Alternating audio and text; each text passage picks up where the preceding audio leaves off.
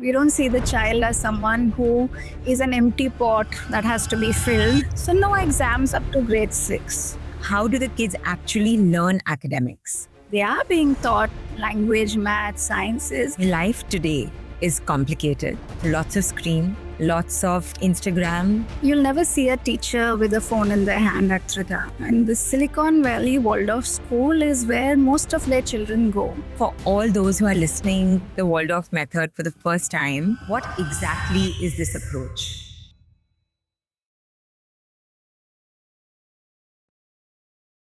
We've all heard about the IB method, the Montessori method, the play-based method. But there's another method that's actually gaining a lot of popularity, especially in India now. In a world driven by competition, and cutthroat competition at that, this seems like a breath of fresh air. It proves to us that you don't need to be in a rat race to thrive. This is the Waldorf method of education, founded by Rudolf Steiner. Though it may seem new to many families here, it has been practiced globally for decades with strong proof of impact. One of India's oldest pure Waldorf institutions is Tridha School. Founded in 2000, today it has over 600 students from play school to grade 12, with both a city and a rural campus. While staying rooted in the Waldorf approach, Tridha also prepares students for the IGCSE curriculum. Hi, I'm Sneha Javeri, your fellow mommy friend and the host of Mumma, a podcast where I ask all your questions to the best people in the business. Today we have with us Navjyoti Brilliant. She's the head of primary education and a part of the leadership board at Tridha School. With 21 years of experience in the education field and a strong academic background in psychology and education, she brings deep insight to this unique form of learning.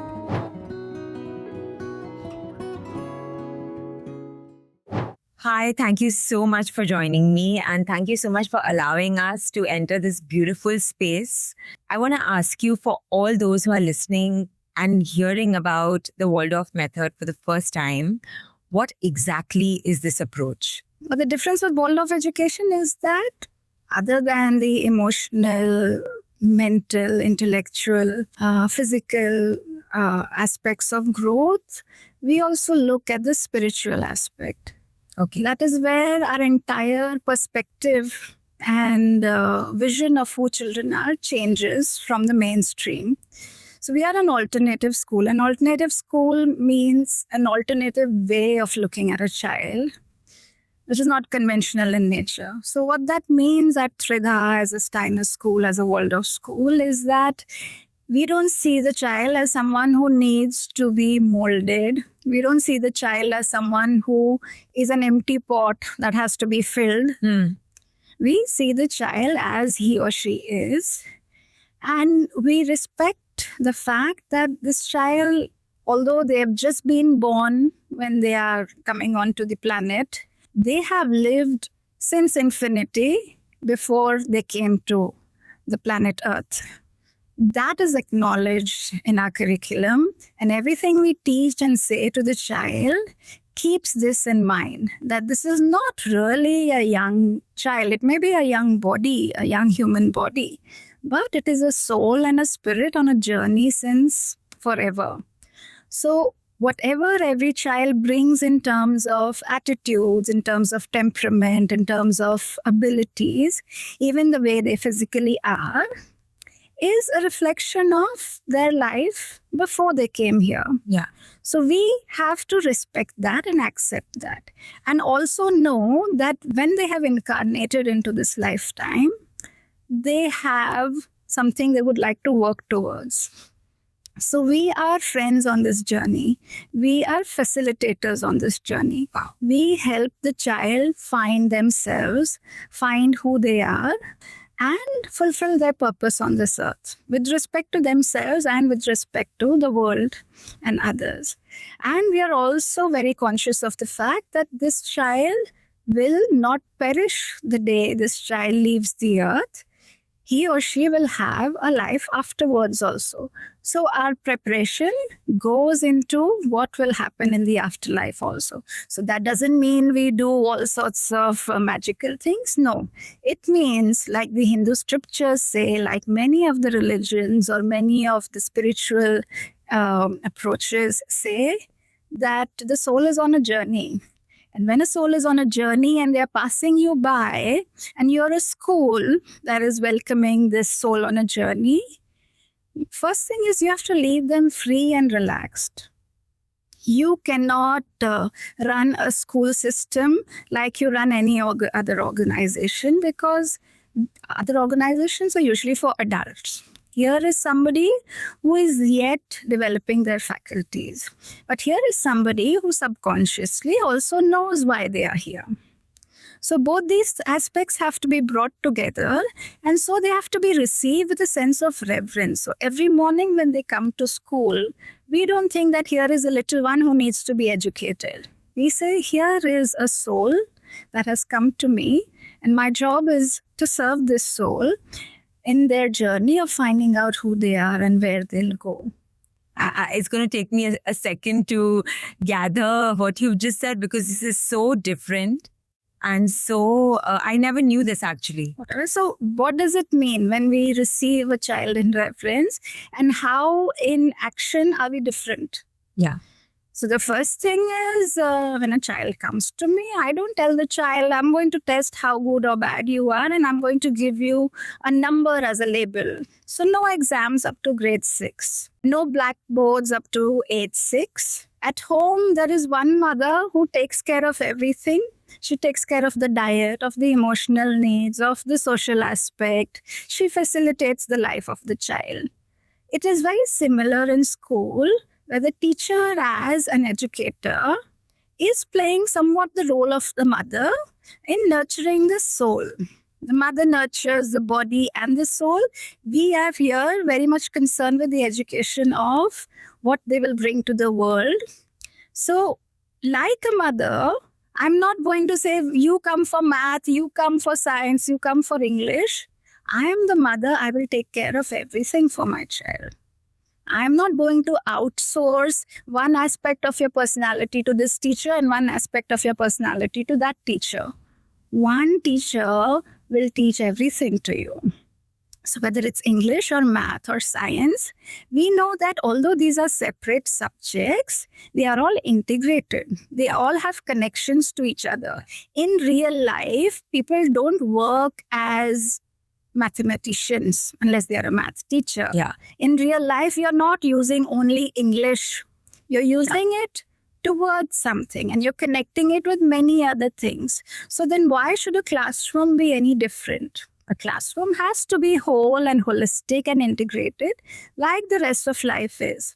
So this teacher is bringing all these subjects, but in an integrated way. And this teacher is not going to say, okay, now 1 year is over, grade 1 is over, now I'll hand you over to another teacher. Mothers don't do that. They don't hand over the responsibility to the next mother. Same with the teacher at Tridha. She accompanies the child on their journey from grade 1 to grade 6. She will stay with them, she will grow with them, and she will know them in and out. And on this journey, there are no tests, there are no exams, there's just teacher and you. And that is why the pace can be differentiated and customized. Because I don't have deadlines or goals to achieve by the end of a certain grade. I can let some of them clarify this concept even in the next year. I'm still here. Yeah. And if somebody might need a slower pace, somebody might need something else. So as a mother, I'm taking care of all the needs. Wow. That's really lovely. So my next question is that a lot of parents, when they hear of the Waldorf method, we hear a lot of focus on arts, storytelling, and imagination. So why is this so important in this approach? Because these are things that are integral to human happiness and integral to the development of the human soul. So when I talk about imagination, I talk about a state of being able to dream. Yeah.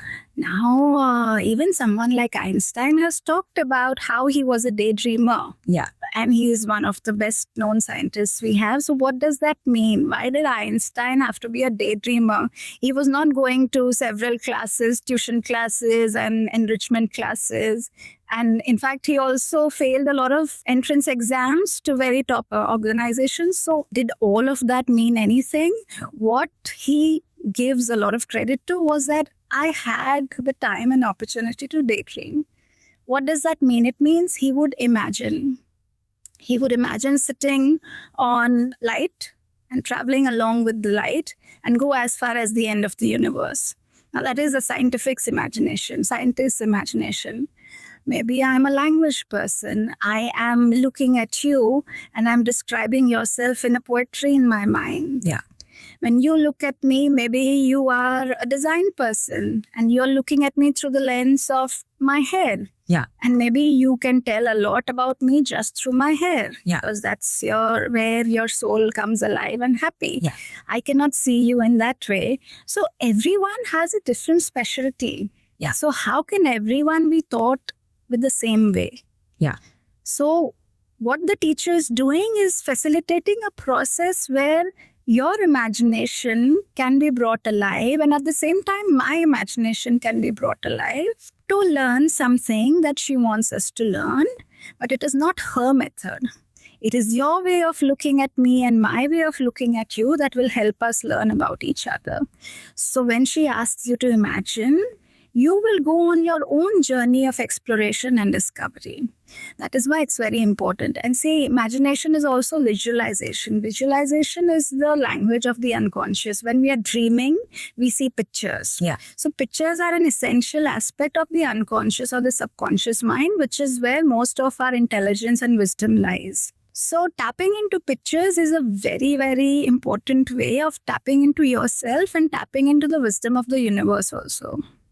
So that is where artwork comes into play.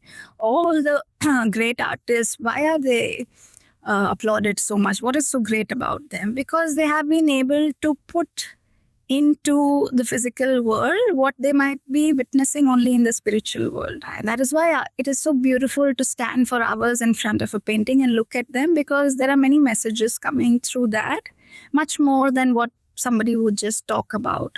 So every color means something. Every expression means something. Every place has a meaning. Every form has a meaning. So we bring these as a language of learning rather than just rote. talking and memorizing. And by the way, yes, thank you for mentioning roting. There is no pressure to rote learn. So all the faculties and all the energy is being used to absorb and enjoy. So what would a child prefer more? Being made to write and take down things from the blackboard and practice ABC and 1, 2, 3? Or being made to color and draw and paint and play with clay, hear a story, play the recorder flute, sing? These are all core subjects in our curriculum. Wow. So, of course, we teach them ABC and 1, 2, 3 and all the concepts that all schools. So that was actually going to be my next question, that a lot of people, because of course, there are such few schools of this kind of approach, right? So there is such limited knowledge of what happens in these closed doors. Yeah. That's possibly the reason why I think a lot of parents feel that this is all great, but is my child actually going to learn academics here?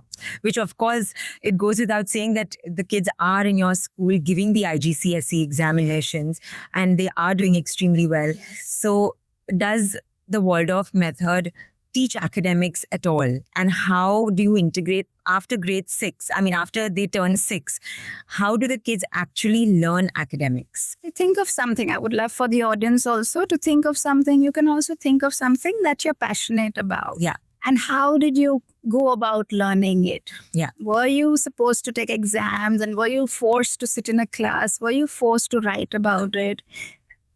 Right? It's very different. And you did it your way, which may not be the same as others. So then why is this question asked when it comes to individual children? There might be 30 children in a class, but they are all individual children who learn. Each one learns differently. Right.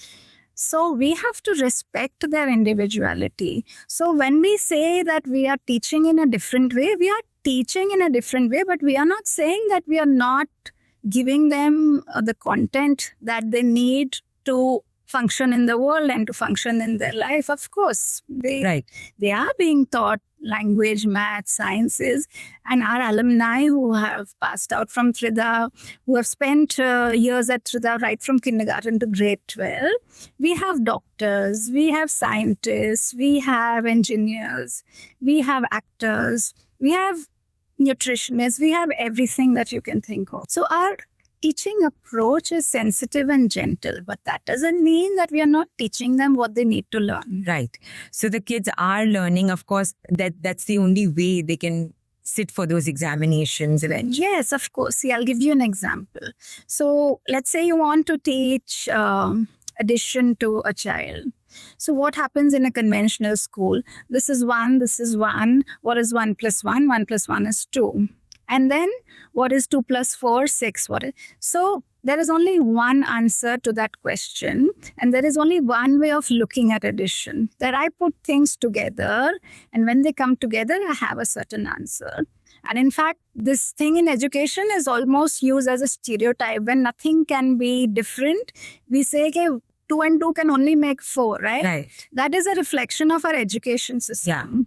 Yeah. Now turn it around a bit and say, ask the question, what is 5? So 5 can be 1 plus 4. 5 can be 6 minus 1. 5 can be 2 times 2 plus 1.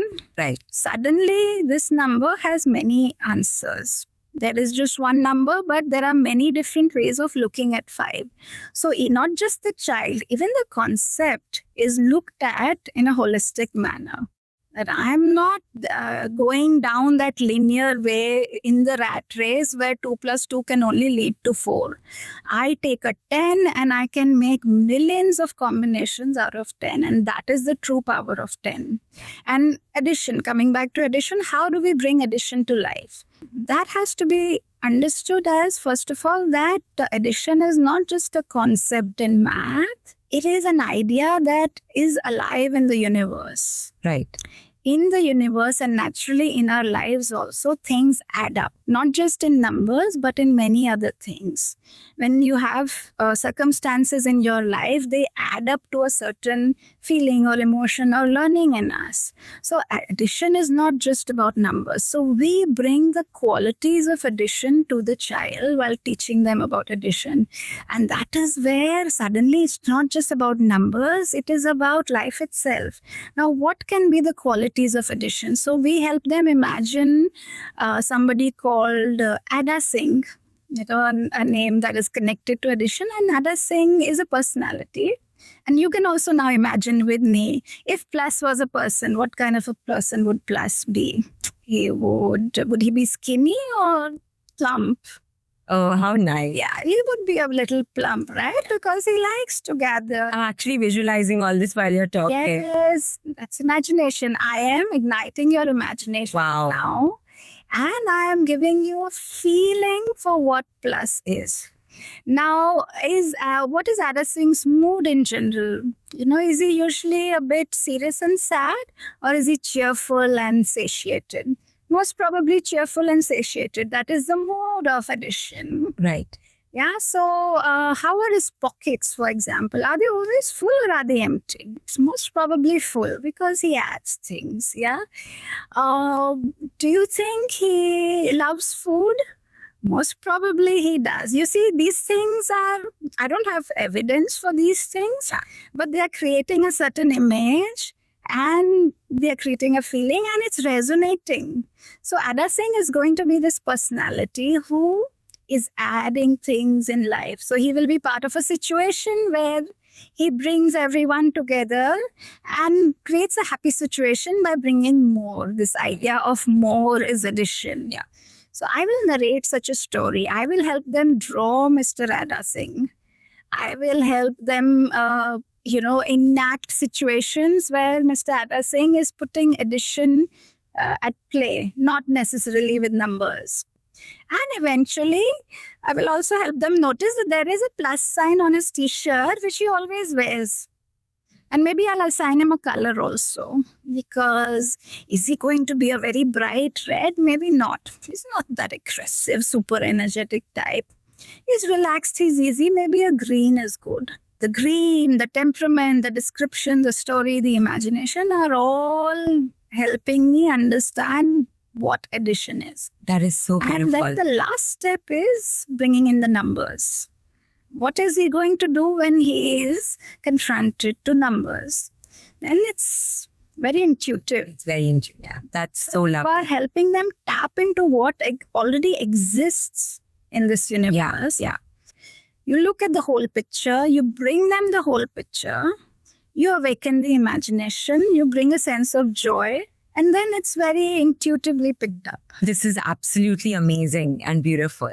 But life today is complicated and it is full of high emotions because of lots of screen, lots of Instagram, lots of YouTube, and how the school deals with bullying online, offline. Nowadays, we see that schools have school chats, which I don't see happening out here. I mean, it doesn't seem like it. Even when I entered the school, it seems very grounding, very calm. Yeah. Everybody's extremely smiley. You'll never see a teacher with a phone in their hand at Tridha. I actually noticed that. And I noticed it as a sharp contrast to everywhere else, that yes, there was no phone and nobody was WhatsApping, messaging. You also take very, very long to reply back because I'm assuming that your phone is not with you, which is actually amazing. What is the approach to this? It's the same approach that the leaders of Silicon Valley also follow. So the top leaders, people who run Facebook, people who run Google, and the Silicon Valley Waldorf School is where most of their children go. The top leaders of Silicon Valley are sending their children to a Waldorf school, and Waldorf schools by nature are screen-free. So the people who are making this technology, who are making the hardware and the software, they know the devastating impact it can have on growing minds, and they keep their own children away from them and they send them to a school that is screen-free. I wish more and more people knew about this so that they would be able to understand that the makers of this mania that we have are the ones who are keeping their child away from this. Yes. We are a school that says avoid screen time as much as possible. And what about research in higher grades? Towards higher grades, we gradually let them open up to it. Okay. Because that is the way the world works today. So we are not keeping them isolated from the world. But in the younger grades, when they're in kindergarten and primary, we want them to learn to work with tools in a way that they remain tools and they do not become drivers. Yes. When children are given these internet or devices at an early age, they become drivers. Yes. They drive the children to do what they are doing. We wait for a time till where they have learned to do a lot of things with their hands, with their minds, and they have gained the stability and decision-making power that I will not let this tool become a driver. I will use it as a tool for my service. Yeah. In the hands of a mature student, we are feeling safe giving them. Now, bullying, you talk about bullying. We do request parents, as long as their children are coming to Tridha, even if they are in older grades, in high school, we request them not to have them present on social media. Because you can't throw your child into the Deathly hallows and then say, okay, let's look at how we can protect. That doesn't work.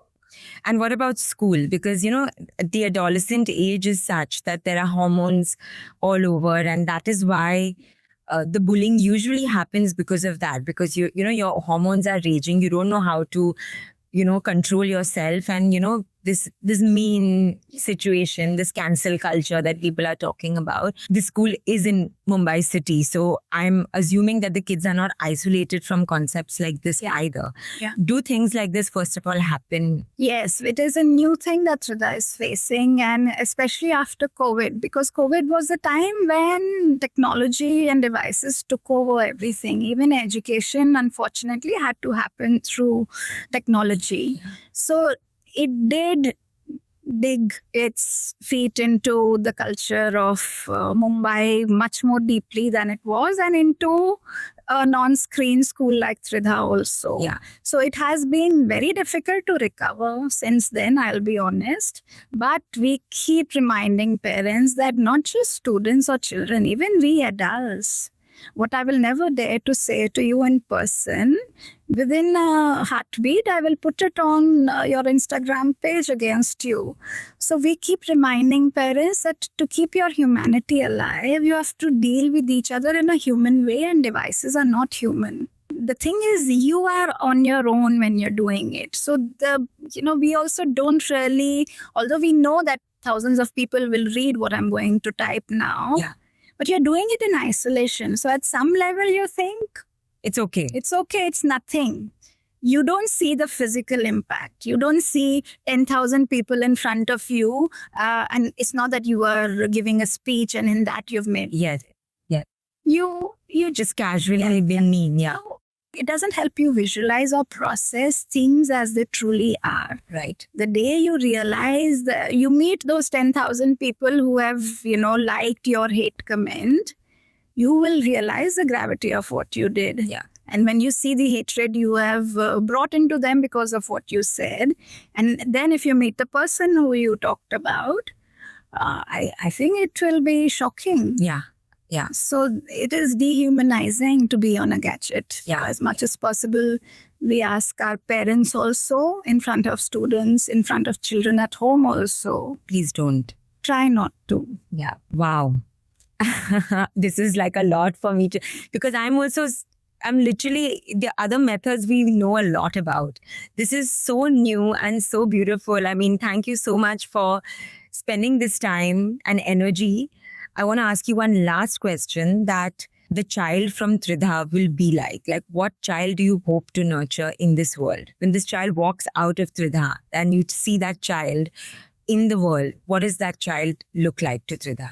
A child who knows himself or herself, and thereby who also understands the world and who understands others.